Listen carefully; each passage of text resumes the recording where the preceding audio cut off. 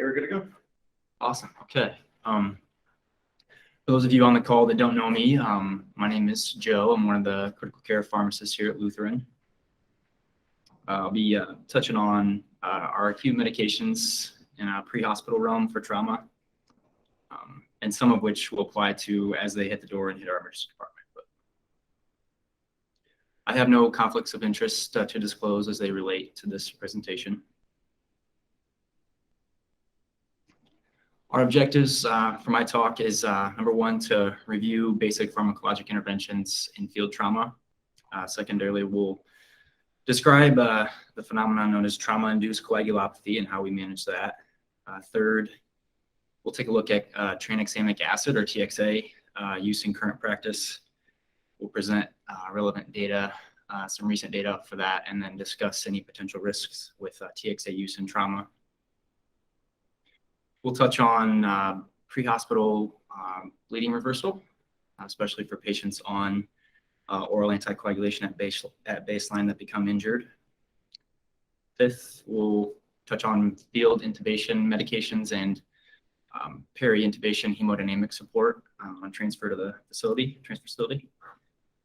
And finally, I'll describe some pharmacologic interventions that we utilize for initially treating traumatic head injury or TBI.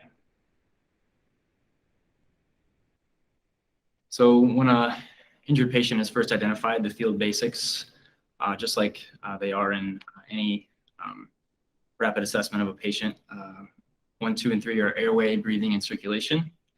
For our airway, we're making sure that our C-spine is stabilized and our airway is patent. And if our patient needs supplemental oxygen or needs breathing augmented, we're using things like high flow oxygen or non-invasive mechanical ventilation.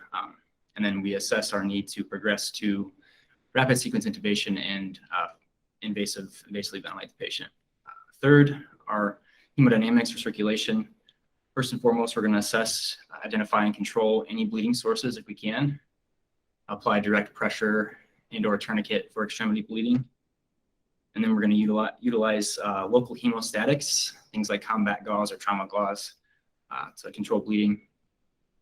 And then, if we can, an added bonus is to recognize either from family or facility staff, or if anyone is there that knows the patient at baseline, recognize any medications that could make our patient's course a little bit more complicated, especially if they're bleeding. So if they're on prior anticoagulant therapy or antithrombotics such as antiplatelets, all that information is good to know for the team, especially on transfer. Our goal scene time, as stated in our Lutheran Air and Ground protocols, is 10 minutes or less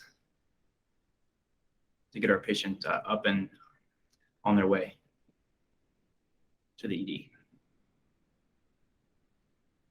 Also in field management, the critical care RN or paramedics role, they'll be first and foremost establishing IV access. We'll maintain vitals for a sustained blood pressure less than 90. We'll give a fluid such as lactated ringers, 1,000 mils over 30 minutes, or quicker if necessary. Again, identify any sources of bleeding and do any injury control as we're able at the scene. The patient's evaluated by the paramedic or CCRN for TXA use, which we'll get into a little bit. And then we are administering medications to facilitate transfer and to alleviate acute pain. So anything that patient requires anxiolysis or pain management at the scene, that's provided at that time as well.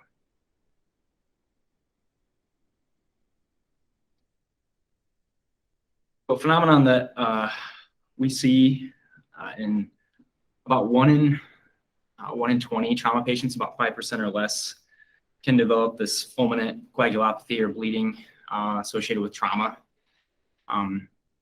About 1 in 4 trauma patients get blood products when they come to a trauma center. Like I said, only about 5% progress to this massive, trauma-induced coagulopathy, which would require massive transfusion as defined, 10 units of product in 24 hours. So, but when it does happen, it's quite difficult to deal with, and it's associated with much higher mortality, much higher ICU length of stay, overall patient morbidity and mechanical ventilation time, et cetera, is just much longer. So TIC, as I'll refer to it going forward, TIC is something that we need to be able to recognize and treat, especially for our patients that are at highest risk. So I regret to include this slide in this presentation, but from your pharmacology days, the coagulation cascade, essentially all I want to point out is a kind of a reminder that our body is in a constant state of balance, homeostasis between coagulation, procoagulation factors, and anticoagulation factors, as well as fibrinolysis, which is the degradation of clotting. So you see here in the coagulation side, several of our factors that we're familiar with, 2, 7, 9, and 10, all of our factors that warfarin inhibits. Factor 10A, this is where our drugs like apixaban or Eliquis and rivaroxaban or Xarelto work. And then antithrombin down here, this is where our heparin works. All of our patients in the hospital are on heparin. We're inhibiting antithrombin to promote anticoagulation. Ultimately, we get down to thrombin production. So thrombin production leads to adequate fibrinogen levels. Adequate fibrinogen levels with platelets together, they form clotting. So the end of the road, so to speak, or the really siloed, easy way to look at it is platelets, not just number, but adequate platelet function, and then adequate fibrinogen levels lead to clotting. Those two things, platelets, platelet function, and fibrinogen.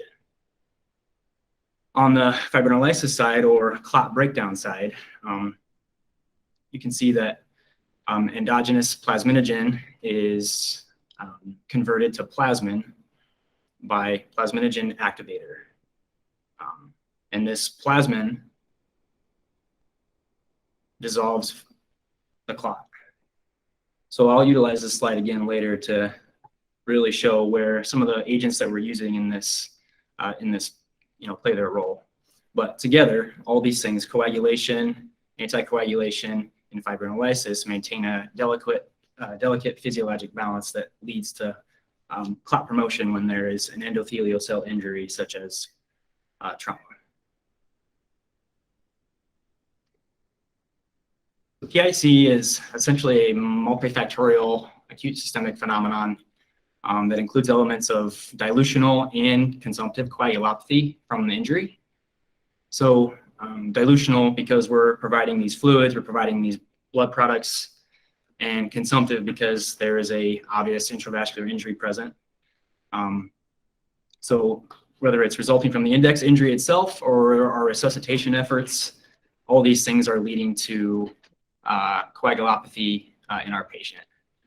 And after injury, we know that there is an abundance of exogenous protein C that is activated, and protein C, as we remember, right as I showed in our last slide here, protein C leads to excessive fibrinolysis or clot breakdown, which is something we want to avoid in our trauma patients that are bleeding. Endogenous thrombin production is limited by hypothermia. Our hypothermia comes from our index injury. There's obviously a breakdown in the barrier, the skin, so the patient's tissue is exposed. It leads to hypothermia, as well as the fact that we're resuscitating them a lot of times with fluids that are not body temperature. Injury itself leads to acidosis and shock. All of these things limit our thrombin production, and the thrombin is important for clotting. So that's going to be obviously troublesome for us.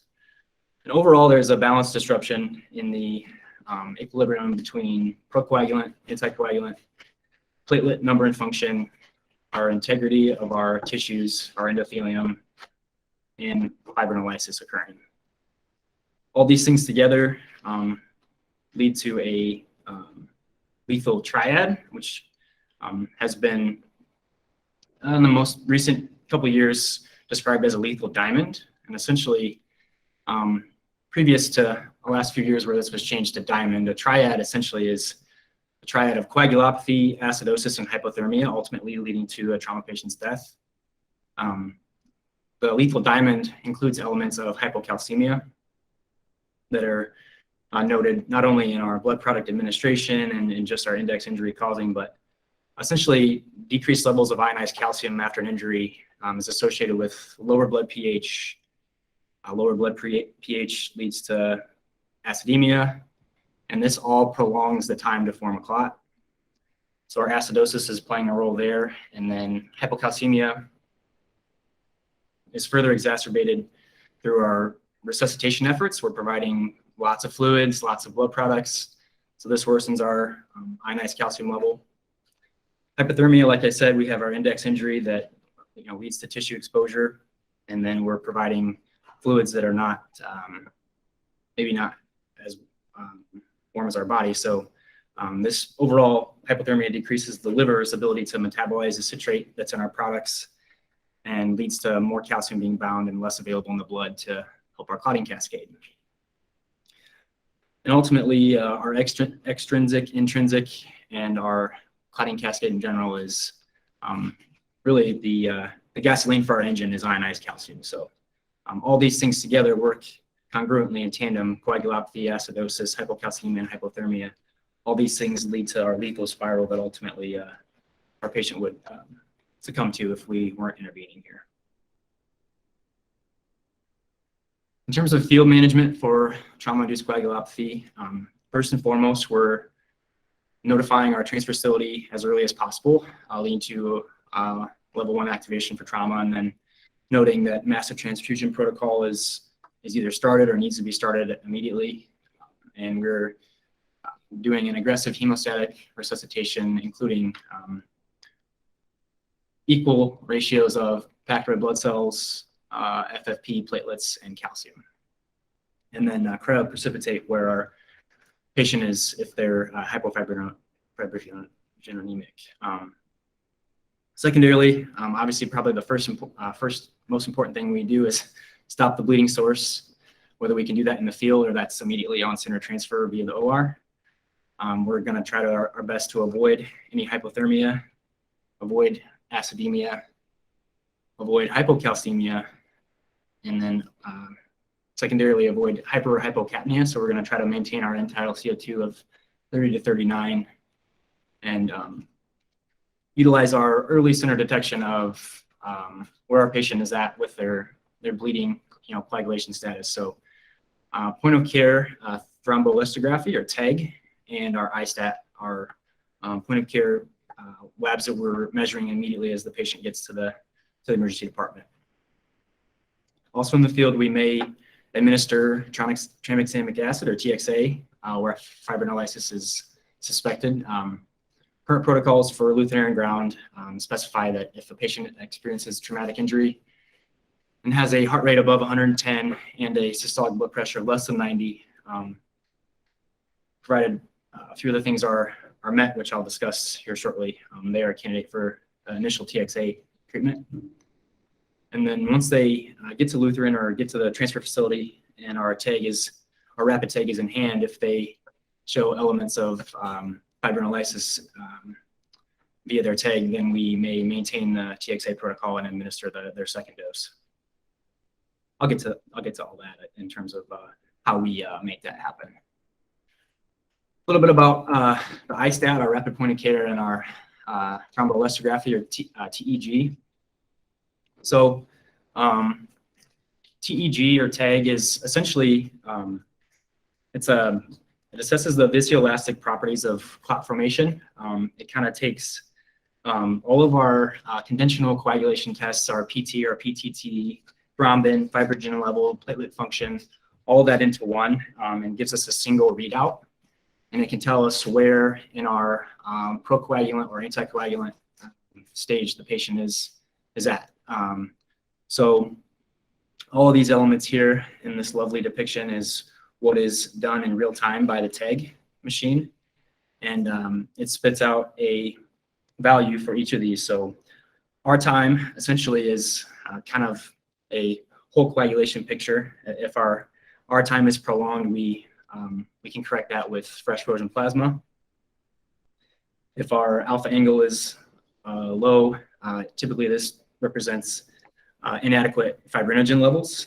So we would supplement cryoprecipitate in that situation. our patient has elements of platelet dysfunction, so let's say our patient is on Plavix at baseline or Brilinta at baseline, or full dose aspirin and they're injured, we may see an MA that's decreased. And in that situation, we may try to restore platelet function and first number with platelet transfusion. And then finally, fibrinolysis. So we use the LY30, and that determines if our patient's in a hyperfibrinolytic phase. At that point, we will utilize a antifibrinolytic if the team deems it necessary, such as tranexamic acid. So overall, the data for TEG in trauma is evolving. It's something that we don't try to look at any of these one parameters in a silo. We kind of take everything in terms of the whole picture and try to make an educated decision on the whole. The data to support TEG is really robust in cardiopulmonary bypass as a point of care to really try to guide transfusion management there, and then liver transplantation. But it's obviously been extrapolated in the literature, and it's described pretty heavily in the last few years in terms of how we monitor trauma patients that are injured that are requiring massive amounts of blood products. So probably a lot of data to support TEG is in the pipeline. Most outlets for trauma and guidelines essentially recommend if it's available to you, obviously you're using it, but obviously rural centers, et cetera, won't have access. So we are utilizing it to guide our resuscitative efforts, and all of our trauma patients get a TEG on admission. So the benefits are still kind of in limbo, but in terms of functional outcome, less defined, but obviously there's less blood product waste, and our patients at least have less morbidity. So we'll get into tranexamic acid in pre-hospital care a little bit more. So TXA essentially works on endogenous plasminogen. So after injury, we talked about the fact that plasminogen is elevated, and plasminogen is converted to plasmin, and plasmin ultimately dissolves the fibrin clot. It dissolves the stranding or the clotting. So we prevent this conversion with TXA. Tranexamic acid prevents the conversion of plasminogen to plasmin. Therefore, you're reducing the amount of destruction on the fibrin. We give it as a 1 gram IV in 50 ml D5 or NS over 10 minutes as the loading dose. And then if our patient's exhibiting elements of fibrinolysis via TEG, we continue with a second dose over 8 hours. So essentially, following hemorrhage and endothelial injury, our SIRS picture produces exogenous plasminogen, and TPA converts plasminogen to plasmin. So TXA sets here where TPA normally functions. There are some side effects to worry about with TXA. It can cause hypotension. Usually that's from the rate if it's given too quickly. If you exceed around 100 milligrams a minute, you can make your patient's pressure pretty soft. So we do try to slow the infusion down and give it over 10 minutes. Probably related to hypotension, dizziness, GI side effects, and then one that's kind of been studied a lot, and it's something that we'll talk about a little bit, the rate of venous thromboembolism or thrombotic events with post-TXA use in our hospital stay for our patient that receives it. That's a little bit about how TXA works in practice. It's come down in cost quite a bit the last few years. TXA in the mid-2000s, late 2000s was several $100s a dose. Today it's around $5, $12 a vial. So we could treat a patient for around 25 bucks for 2 grams. Like I said, we're monitoring for our adverse effects in our patient, hypotension. So we're monitoring blood pressure every 5 minutes, especially during the infusion. And then more so during the patient's ICU stay and hospital stay in general, we're monitoring for clinical signs of thrombosis, although this could happen anytime, theoretically. So everything from DVT to fulminant PE, MI, stroke, etc. We're monitoring our patient that receives TXA.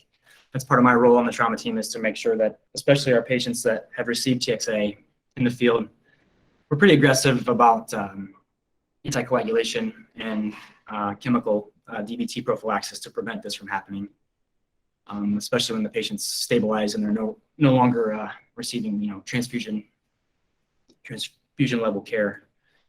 So we're checking all of our patients' history, making sure that if they're on something like prior oral anticoagulation, at baseline, if they're on apixaban or warfarin at baseline, obviously once we stop that and then give them TXA, you're kind of giving them 2 strikes for having a thrombus. Prior malignancy, or if they have a BMI above 35 or more, all these things, put our patients at greater risk of VTE. So it's things that we like to keep in mind, especially in our patients that have received TXA, to kind of be hypervigilant about that and make sure that we're assessing them and keeping them on chemical VT prophylaxis and only interrupting it as absolutely necessary. A little bit on TXA efficacy. So TXA has been studied quite a bit in the last 10 to 15 years. Kind of the hallmark trial that was kind of a good trial, I guess. It's up for debate, but CRASH 2 was the big hallmark trial that TXA was implored for. Essentially, they looked to examine the effect of TXA in adults greater than 15 years old that had hemorrhage. And lots of patients, over 20,000 patients, many hospitals, it was worldwide. They looked to define all-cause mortality and then thrombotic events with TXA use and trauma. So all-cause mortality was significantly reduced with TXA administration. Overall, a 0.8% reduction in death caused by bleeding. So may not seem all that robust, especially to data aficionados, 0.8% reduction in death caused by bleeding with giving something that may cause someone to have a thrombus down the road. Overall, though, the trial does produce a number needed to treat with TXA of 67. So if you give 67 patients TXA that would qualify, theoretically you save 1 life. Regardless, the result is less than 1% absolute reduction in death caused by bleeding. I think that's for what it's worth. That's kind of where we got our dosing and our initiation from. How does it compare with safety? Is there any recent data? So in JAMA, about 60 days ago, there was a meta-analysis published.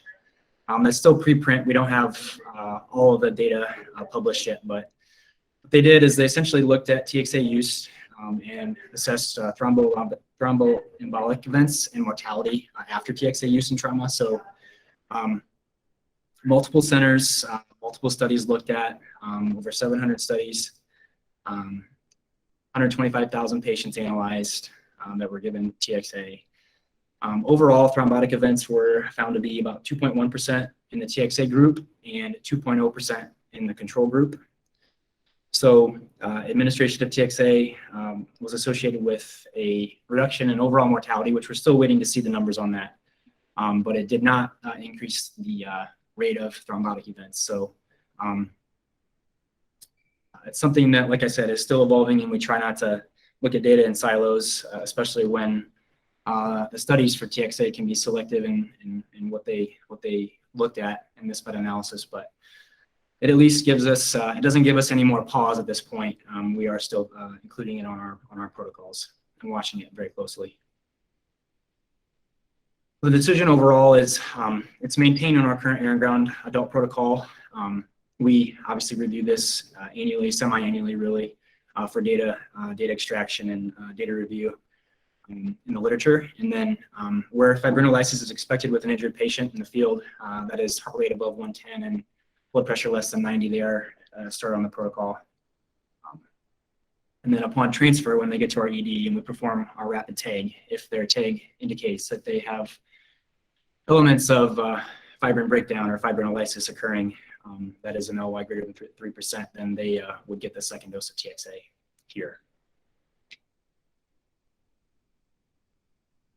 We'll shift gears a little bit now that we're through the clotting, which I'll get back into a little bit at the end, but talk a little bit about rapid sequence intubation and how that is facilitated an injured patient before they arrive to the hospital.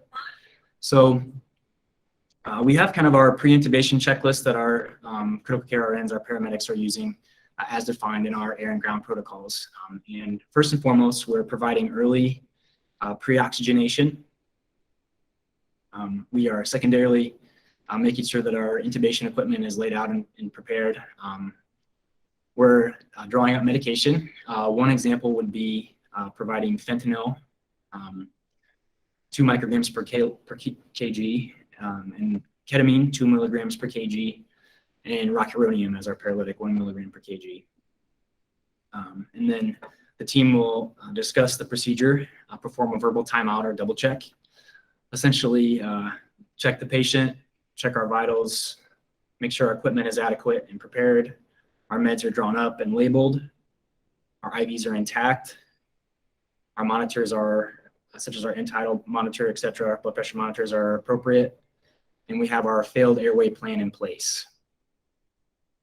Once the double check is completed, then the team proceeds with RSI. So our induction agents for RSI, I'll get into a little bit. Just want to kind of disclaimer that the optimal inductive agent for RSI actually does not exist. It's not a thing that occurs. It's not readily available, but if it did, the optimal induction agent for RSI would smoothly and quickly render the patient unconscious, unresponsive, and amnestic. It would provide some element of analgesia for the patient. The agent would maintain adequate cerebral perfusion pressure and cardiac hemodynamics, so there'd be no compromise there. It would be immediately reversible, and it would have few, if any, side effects or precautions. This is a list. This is a list that of a drug that doesn't exist. If it did, we all would be using it. But all I'm saying is, essentially, no right induction agent is for every single patient. It's always a decision that's not made unilaterally. It's always made based on the clinical picture of the patient, kind of how they're presenting. For our sedatives, half of our induction is from sedation. So our sedatives, which may vary based on site and where your patient is assessed at. But for us, Lutheran Air and Ground, we're utilizing etomidate, which has a fairly rapid onset, about 15 to 30 seconds, and a fairly short acting duration, 3 to 5 minutes. We're providing a dose anywhere from 0.3 to 0.4 milligrams per kilo, and we're giving this slow IV push. Etomidate is something that we exercise precaution in patients that are presenting with profound sepsis, especially septic shock, or if we happen to know that maybe they're at risk for adrenal suppression, say a patient that's chronically managed on steroids, or essentially etomidate can impair gluconeogenesis, and it can impair the body's ability to interact with an adrenal crisis. So it can cause profound hypertension, especially in patients that are kind of tenuous with their adrenal system. So a little precautionary measure there. A lot of times we're not going to have that information. Overall, it's a very safe, effective sedative. So we do utilize etomidate quite a bit. Ketamine as a sedative and inductive for RSI has a rapid onset, 30 to 60 seconds, and it has a little longer duration of action, which is nice. It can render your patient appropriate for RSI for a longer duration of time and maintain sedation for a longer duration of time, typically 10 to 20 minutes, depending on the dose you give and the route you choose. Ketamine is probably my favorite drug. It's one that I don't get to use a ton, but it's a drug that's fun for and useful for a lot of things. The dose that you give and the manner in which you give it totally changes the clinical effect that you see. I know that sounds kind of crazy and kind of like what, but it's actually true. It's ketamine for RSI is totally different than ketamine for acute pain management after surgery, or acute pain management in the emergency department, or ketamine IM for a patient that needs urgently corralled or needs their behavior corralled. Lots of different things that we can use it for. There's good data to support ketamine's use in seizure abortion, in alcohol withdrawal. So it's kind of the Swiss Army knife of medications, but for RSI, it can be, due to its long half-life and the way in which it provides induction, it's very useful.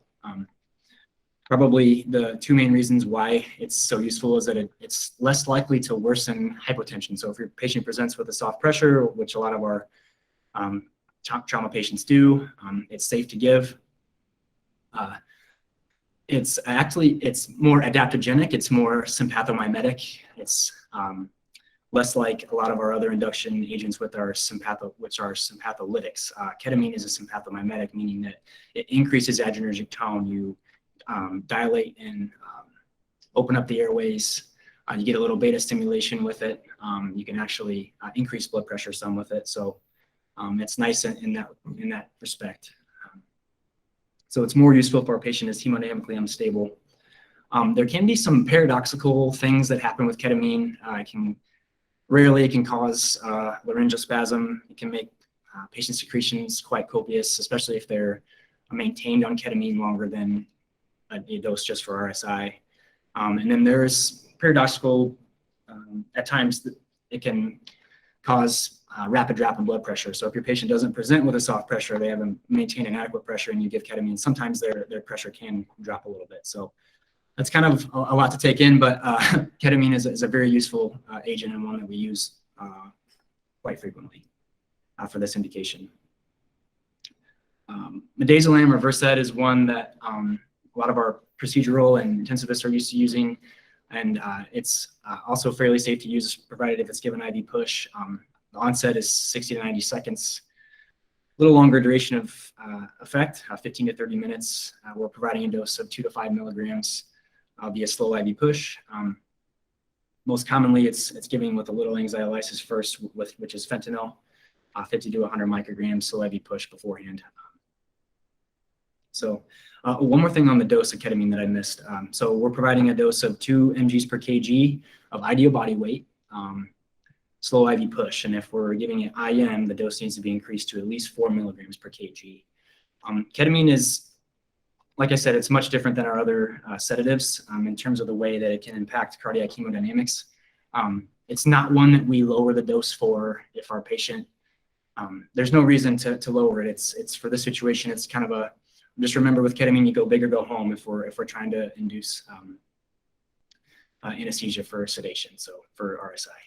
So 2 milligrams per kg, slow IV push, works well. Get into paralytics a little bit for RSI. So this again may vary based on the site that you're at. Most of our in-house nursing staff, whether you're in the ED or on the units, you're used to maybe intubating with our intubation kits that are on the units that include succinylcholine and vecuronium. I'll talk about those briefly as well, but our workhorse in trauma in our ED world is definitely going to be rocuronium far and away. Providing a dose of 0.6 to 1.2 mgs per kg, ideal body weight, slow IV push, pretty rapid onset, around 30 to 60 seconds. Rock is nice because it's got the quickest duration. It works the fastest. It's the cleanest of the paralytics, in my opinion. A little bit of precaution in our cirrhotic patients or patients with fulminant liver disease. We want to be a little careful with our dose and make sure we reduce it to 0.6 and no higher. The other ones I can talk about a little bit. Rock is ordinarily refrigerated. It's kind of cumbersome to maintain logistically, so that's why it's not included in our RSI boxes on the units. We do have it in our ICUs and in our ER, so we can intubate a patient with rock if it's a controlled intubation. That's logistically, that's the only reason why most of our floor nurses probably haven't seen too much of rock, but it's a great drug. Succinylcholine is one that may be used. It's provided at 1 to 1.5 milligrams per kg, so IV push. It's got kind of a laundry list of issues and situations in which you wouldn't want to use sucks. It can precipitate malignant hyperthermia, although it's rare. Anybody with a neuromuscular disease, so things like Parkinson's, ALS, MS, any of those drugs at baseline on a patient, we're not picking succinylcholine. Also, if they have known or history of end-stage renal disease or active crush injury, so our trauma patients there, we're just not picking it. It's not a great agent for that patient. And finally, the paralytic that I'll talk about is vecuronium. It's similar to rock. It's actually a lot more potent than rocuronium. So the dose is reduced down all the way to 0.1 mg per kg, so IV push. VEC it takes a little bit longer to set in. It's going to be more like 2-3 minutes to really set in and provide absolute paralysis, especially the diaphragm.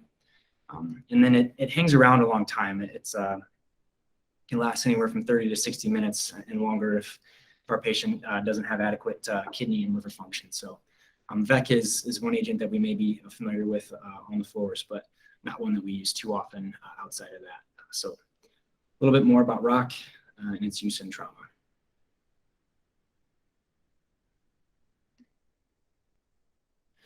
After our patient is successfully intubated, we're utilizing the scale that a lot of our ICU nursing staff is used to, and that is the Richmond Agitation Sedation Scale, or the RASS scale.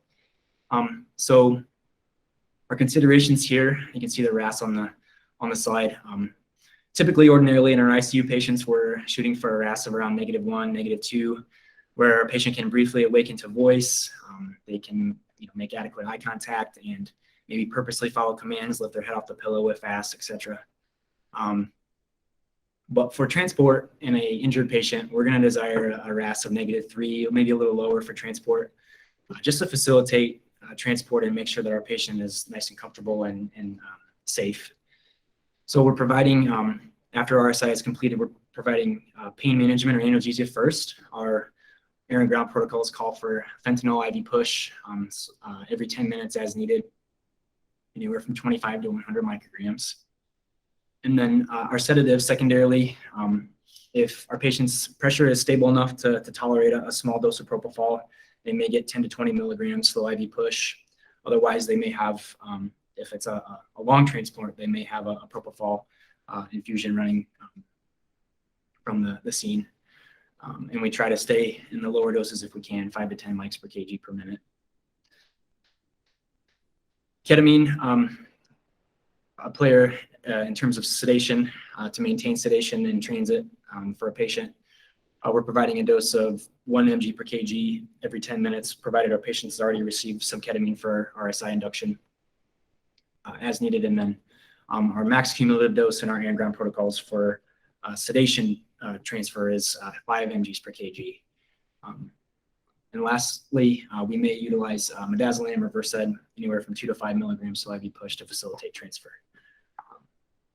With these agents and a patient that's injured, and we may have some issues with our pressure and maintaining adequate hemodynamics. So we're monitoring for any signs of hypotension, and we're initiating vasopressor if we need to maintain a MAP of 60 to 65. So for transport, for sedation, we're targeting this -4. We're trying to keep our patient nice and safe.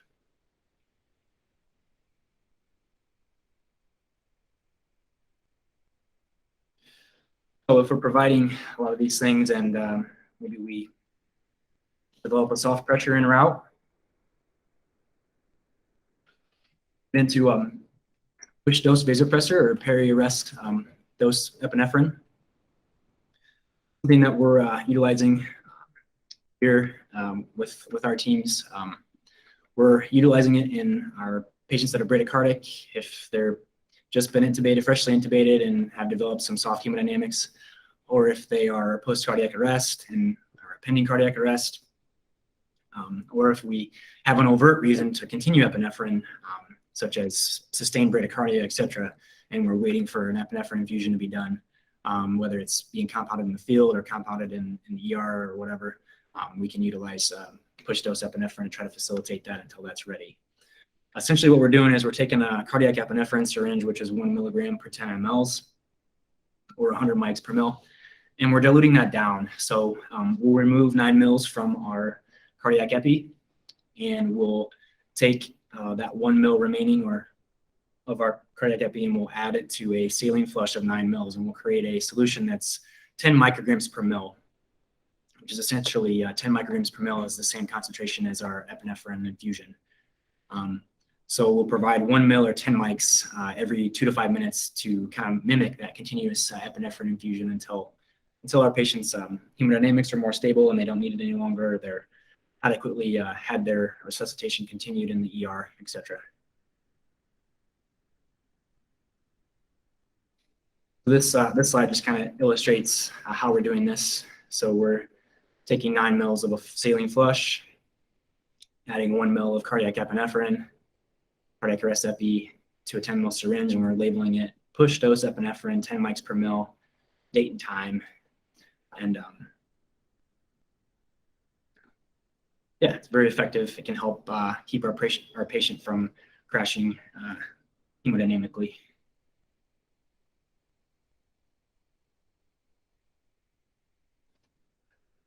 Take a little bit of time to get into pre-hospital head injury management.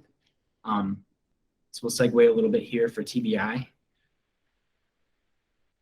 From a pre-hospital standpoint, we're assuring that there's some non-pharmacologic interventions being maintained, that we're first and foremost achieving an adequate oxygenation. So our O2 sats are good, our blood pressure is stable, our end-tidal CO2 is being monitored and appropriate. We are maintaining a transport head of bed of 30 degrees at the minimum if we can, provided there's not an anatomical injury or some reason why we can't have the head of bed elevated. Maintaining oxygen saturation 94% and our systolic blood pressure above 120 for our head injury patients. We're trying to maintain as much normothermia as possible, and absolutely, if at all possible, avoiding any hypotension or hypoxia. Probably the two most critical things for our early head injury patients.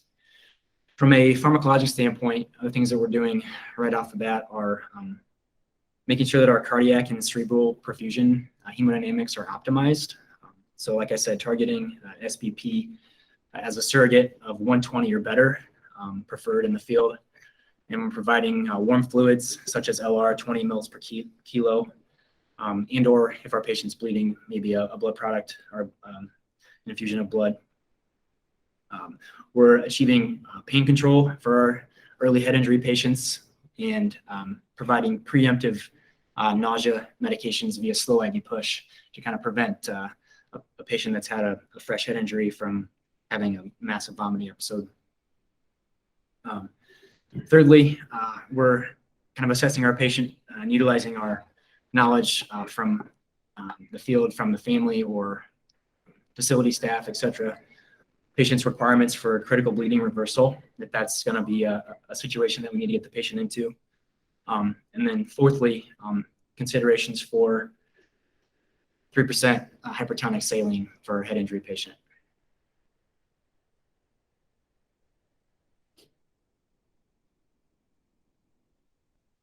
Discuss the last pharmacologic intervention first, and that's the 3% hypertonic saline. So in this situation, we're trying to promote fluid transfer from the brain to the intravascular space. We provide 3%, which is a very bulky molecule. Remember, fluid or water follows solute.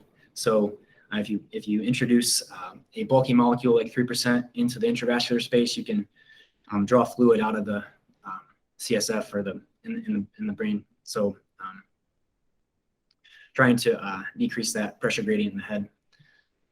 Our indications for 3% are going to be clinical signs of herniation if they're a known or suspected TBI, and if they have a Glasgow Coma Scale assessment of 9 or less. Less than 9, so 8 or less. Or sudden clinical deterioration in neural exam, and they have presence of signs of herniation, things like blood pressure markedly elevated, irregular breathing, and or elements of bradycardia, kind of mimicking herniation pattern in their overall clinical assessment. Again, not trying to look in silos for a patient, but this is kind of our trigger for this. Contraindications to 3% are probably not going to be readily available in the field, which is a documented serum sodium of less than 130. So, especially if the patients received a saline bolus en route, if they had a long transfer, and we note that their sodium is less than 130, we're going to be pretty careful about how we manage that situation. Our adult protocol for Lutheran ground utilizes 3% 500 ml premix sodium chloride, and we administer our bolus dose as 250 mils over 30 minutes, followed by an infusion at 50 mils an hour. And typically, a continuous infusion doesn't occur until the patient comes to their ER and may even have some of their imaging done. But for these patients, it's a 72-hour window, 72-hour duration for the protocol, and they're getting their serum osmolality checked every 12 hours, their serum sodium checked every 6 hours, BMP daily, etc. And we're trying to target a serum sodium of around 150 MEQs per liter. So one thing I wanted to note, oftentimes I get a lot of questions about the viability of IV line and 3% being safe for peripheral IV. It's absolutely safe for peripheral IV administration. Since 2016, 2017, there's been 3 or 4 studies that have looked at hypertonic saline in a peripheral IV, and it's absolutely safe to do so. So we never wait, for a PICC line or central CBC, anything like that. We're go ahead and getting this going. It's more crucial, and we're considering a CBC hospital day 1, hospital day 2 if the patient's going to need more resuscitative efforts that dictate, maybe the need for a central venous access. One thing that we're working on, a part of my role after a patient started on the TBI protocol with 3% is monitoring closely for hyperchloremia. Obviously, it's a bulky molecule that we're giving, and it's got a lot of chloremic acid in it. So metabolic acidemia or metabolic acidosis can develop, and it's something that we're watching carefully in these patients. But the protocol is to start with 250 bolus over 30 minutes and then 50 ml an hour.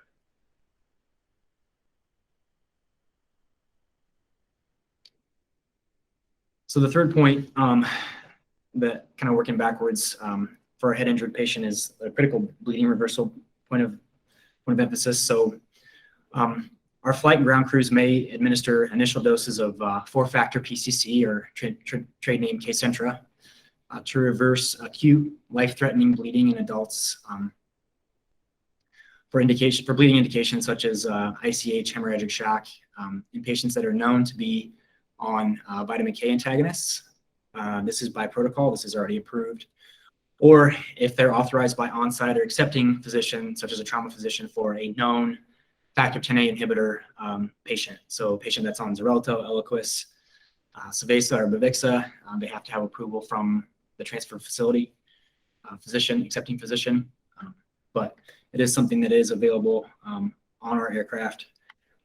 And then, provided the patient comes by ground, it's, at least in our network facilities, it's maintained at the site that's regionally closest. Contraindications to providing Kcentra or 4-factor PCC are going to be, if available, a documented INR less than 2 if they're on warfarin. If their INR is 2 or above and they're actively getting fresh frozen plasma or some other modality to try to reverse that, we don't typically give it. And then if the patient has a known or history of heparin-induced thrombocytopenia, the product contains heparin, so we don't give it to those patients. It's 4-factor PCC is made from pooled human plasma, so it's something that we don't provide to patients that are averse to blood products. We tend to deal with that in other ways, so something to keep in mind. For kind of 2 parts for 4-factor PCC, you have the patient that's on VKA or vitamin K antagonists, warfarin. These patients are managed with, it's kind of multimodal, but essentially if we don't know what their INR is or if the product is started in the field, they get 1,500 units, and that's provided with a 1,000 unit vial and a 5,000 unit vial. We dilute them, put them in 50 mils in an empty saline bag, and give the first 1,500 units en route. If they arrive to the facility and their labs indicate that their INR is less than 2, at that point, the 4-factor PCC is held. If their INR is between 2 but up to 5, and they're on warfarin and they've gotten their initial 1,500 units, we calculate a dose of 35 units per kg, and we subtract that from the initial 1,500 units, and we give them a dose that's up to and including 3,500 units to kind of complete their course for the 4-factor PCC. If their INR is higher, they can get up to 50 units per kg total to a max of 5,000 units. So it's provided in a infusion bag, and it's given over 25 minutes. If our patient is kind of on the first leg or on the warfarin leg of reversal, they are followed with vitamin K IV, 10 milligrams and 50 mils of normal saline or D5 over 30 minutes. Vitamin K is always given an adjunct to our warfarin reversal patients. The decision to not do that would be maybe if the baseline INR is less than 2, but overall, if your patient's bleeding and they're on warfarin, you still have to provide the vitamin K with the K-Centra, because the 4-factor PCC will replace the 4 important factors, 2, 7, 9, and 10, but it doesn't have the longevity or the concentration-dependent half-time to keep up with the reversal needed. So vitamin K kind of takes over, and vitamin K provides that adequate reduction, and more so works to reduce the procoagulant effects downstream. Second leg of the protocol is decision for a patient that's on a factor Xa inhibitor. So this would be your Xarelto, your Eliquis patient that presents with an injury and is bleeding. So like I said, for pre-hospital use, this must be approved by, local on-site accepting physician. So regardless of if the INR is resulted, as it's in this situation, it's not based on INR. We're utilizing 4-factor PCC under the assumption that the patient's on a direct factor Xa inhibitor. The dose in all patients is 50 units per kg IV to a max of 5,000 units. Similarly, all doses administered are done so over 25 minutes. One important point to note that if your patient's on a 10A inhibitor, we still may provide a vitamin K if the patient has an overt indication congruent with vitamin K dependent clotting deficiency. This would be like your patient with a very sick liver that's bleeding, your cirrhotic coagulopathy patients. But it's not typically necessary for isolated factor Xa reversal, because the factor Xa inhibitor drugs have a shorter concentration dependent half-time. They're typically out of the system, and depending on when the dose was taken and how great the patient was about taking it in 12 to 36 hours. So that's the decision there. So key pieces of history, especially for our 10A inhibitor patients, are going to be, I want to know what drug product they're taking. So they're on Eliquis, what dose, when was their last dose taken. As soon as I can, I want to know what their kidney function is. And then I want to know if they're on concomitant antithrombotics, or are they also on things that can interfere with platelet function? Are they on antithrombotics like aspirin, Plavix, Brilinta? Are they on serotonergic drugs like SSRIs or SNRIs, your Prozac, Cymbalta, things like that can also inhibit your platelets' ability to function and promote clotting. So all those key pieces of information for patient history are super crucial when we're deciding on if we're going to do this or not. I'm kind of up to time, but I will mention there is a marketed factor Xa inhibitor reversal agent that's called Andexanet Alpha or Andexa. That's something that we here locally are watching closely the data on, and it's not really performed very well in the literature. Andexa is a super expensive product that's kind of got its approval from utilization of healthy volunteers taking things like Eliquis and Xarelto, and then showing that they could reduce the AUC of the drug in a healthy volunteer by giving them Andexa, and they looked for 4, 6, 8 hours. Clinically, kind of what's happened with Andexa is the patients bleed. The patients bleed after the Andexa product starts to wear off. It's got a very short half-life.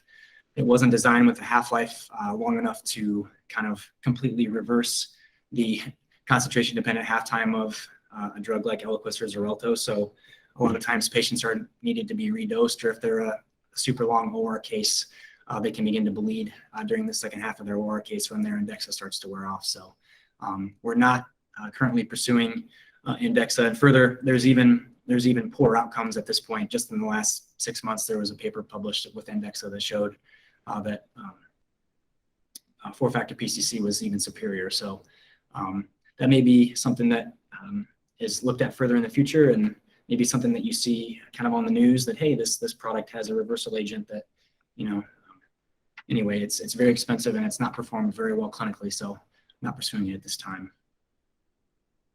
Am I able to take questions or? Yeah. At this point, that's all I had. So if there's any questions for me, I would happy to entertain them. Chat.